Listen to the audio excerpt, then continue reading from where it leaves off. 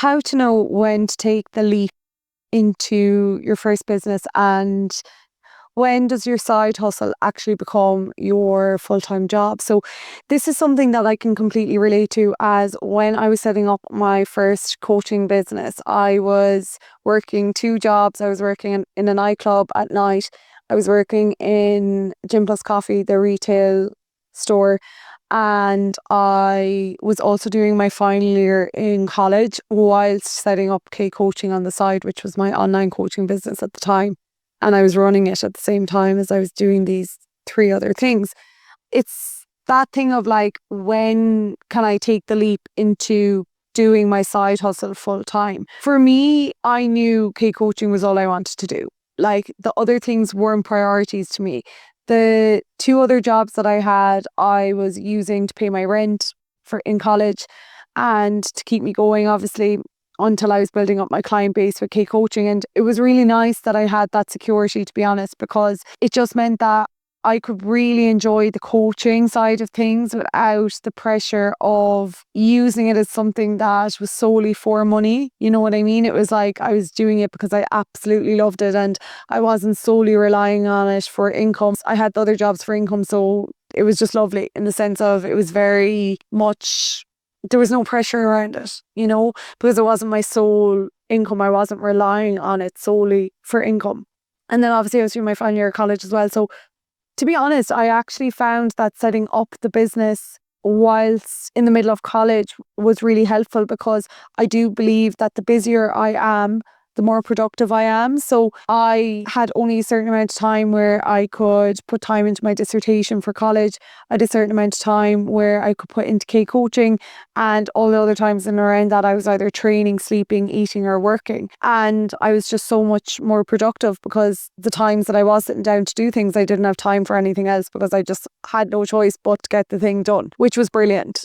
A lot of people are like, oh, I'll wait until I'm finished college to start the thing, or I'll wait until I have enough money saved up so I can quit my job and just go into it full time. And, it is obviously what works best for you, but I do think that the busier someone is, the more productive you are, and you just do make it work. And I think as well, a lot of people think like they see the business booming from the beginning. And for a lot of people, like, that can be the case, but you have control over the amount of clients you take on. Like, people don't need to know like how many clients you're taking on at a time. Like, you could have two clients on board and be full.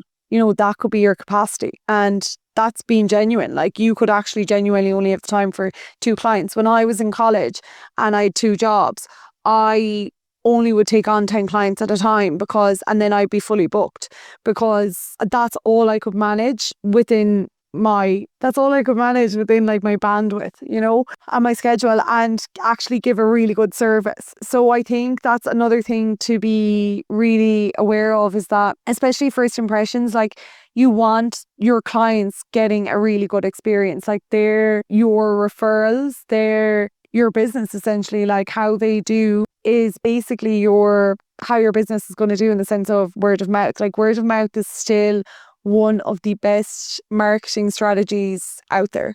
It really is.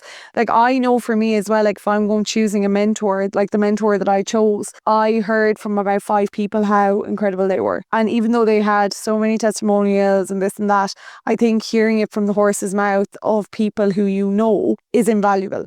So you want to make sure that you are providing a really good service to those initial clients. Always. You want to be providing an amazing service always. I think your reputation is so important over money. Like, I really do. I think that if you can withhold and withstand a really high standard and a really decent reputation of your service, it's going to help you long term. So instead of seeing like short term gratification around getting like as much quick money in as possible, it's not sustainable, it's not maintainable, and it dies quickly. Like, quick money dies fast. Old money is money where you are building something that's going to be sustainable, that's going to last for a long time. It can last maybe beyond you when you die, that you're building this generational wealth. You're building something that's sustainable, and you're not in it for just the money. Like, you're in it for the right reasons, and you're in it to be something that's going to be so much bigger than yourself and than money, that there's a greater purpose beyond it. I do think definitely having a set amount in your bank account where you take the leap, or having a set amount of savings and be like, okay, once I get to this point, I'm taking the leap into going full time with this, or having kind of an ultimatum.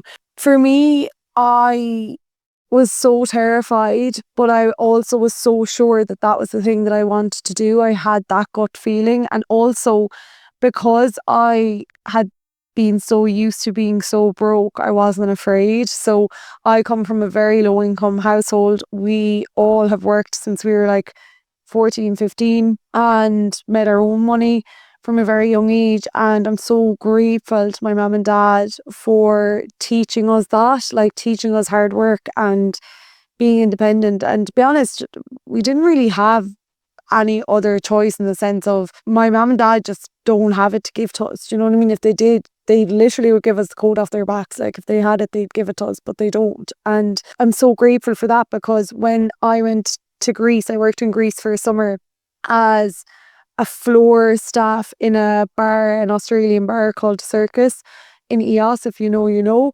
And I worked as floor staff there, and that was honestly character building, because we would make €25 a night, and €10 of that would go towards our rent, because we needed to pay our rent monthly. So we had to put away €10 every single day of that money in order to pay off our rent. And that would leave us with €15 a day, or else it was €15 a day we had to put away and then live off €10 a day. And we made it work. And it just made me realise it was so character building. And I remember my mum and dad laughing at me, because they were like, Kate, you're going to the Greek islands with €1,000 in your bank account. You're not going to last 2 weeks. But I had actually never seen €1,000 in my bank account before. So I genuinely thought I was rich. Like I thought I was loaded. And I was like, I'm obviously going to be fine for the summer. Like I had no idea that. I just presumed that I was going to be so fine, because I'd never seen €1,000 in my bank account before. God bless me, like. And I knew I was going to be working over in Greece. So I was like, I'm going to be so fine. And I went to Santorini, EOS for the whole summer without having to ask anyone to send me money. And I remember at the very end of the trip, so I literally went the whole summer, like went to Santorini, went to EOS, went the whole summer without asking my mum or dad for money. And they were just like, you're going to have to come home. Like, we're not going to have it to give to you. And they were like, you're going to be home in 2 weeks. And they were like laughing. And like, I can see why they were laughing, because I literally had €1,000. Like I had no money going. Like honestly, I'd saved up that amount and I thought I was loaded. And I came home. I stuck out the whole summer there out of pure stubbornness, and because we were having so much fun. But like, we literally lived off of naan or pita bread, coconut rice and sweet corn, because they were like the cheapest things that we could buy.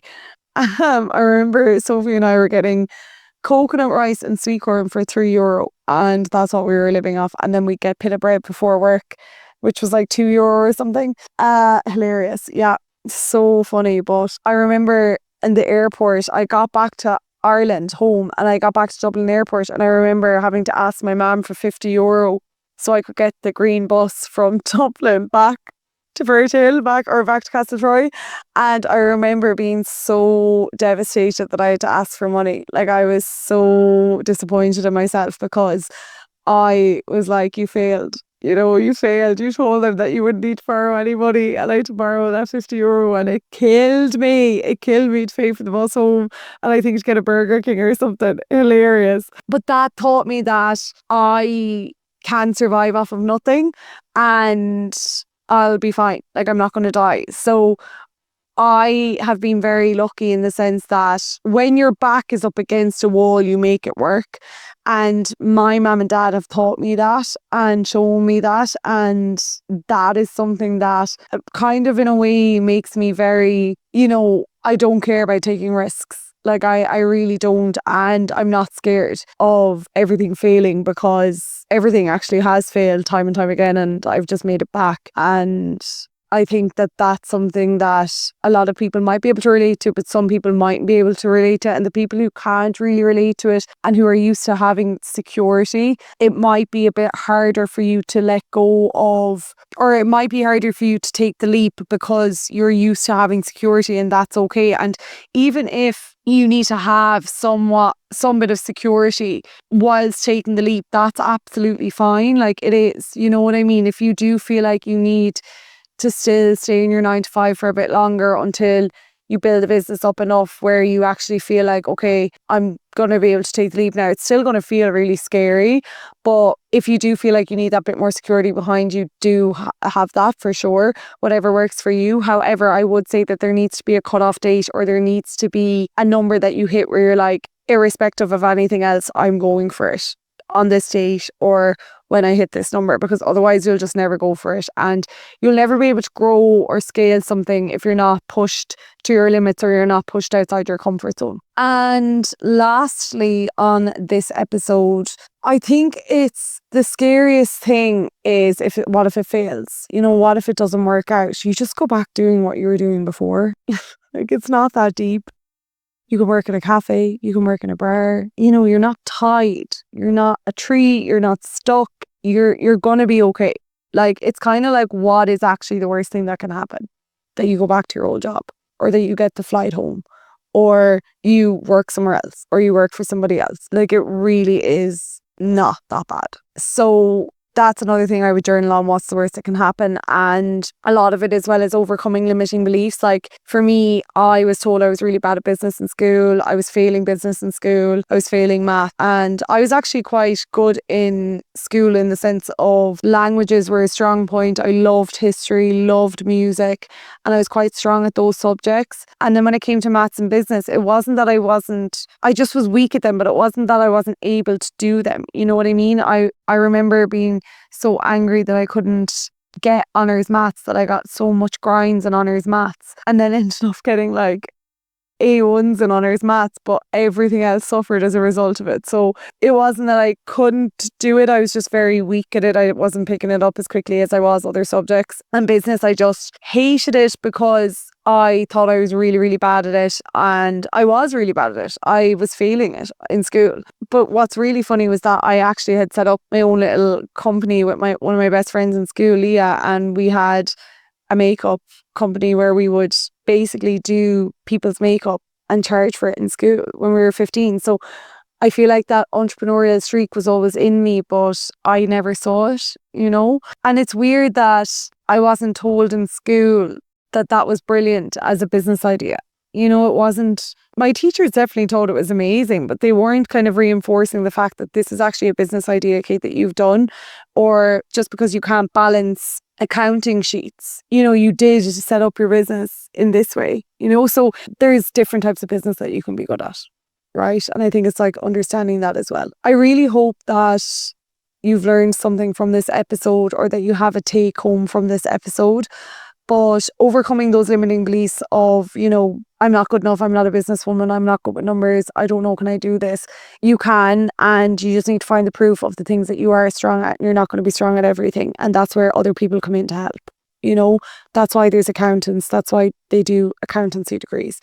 You know, there's a reason why people have certain things that they're good at, and there's degrees for those things, and you could just bring those people in eventually, you know. So I hope people take something from this podcast. I'm sorry that it's stuttery and imperfect and all over the place for now. I'm just nervous, and I do really hear about it a lot, and I'm trying to make it short and sweet so that people listen and take something from it, but it's not going on forever. So thank you so much for listening, and I hope you enjoyed, and I hope you took something away from it.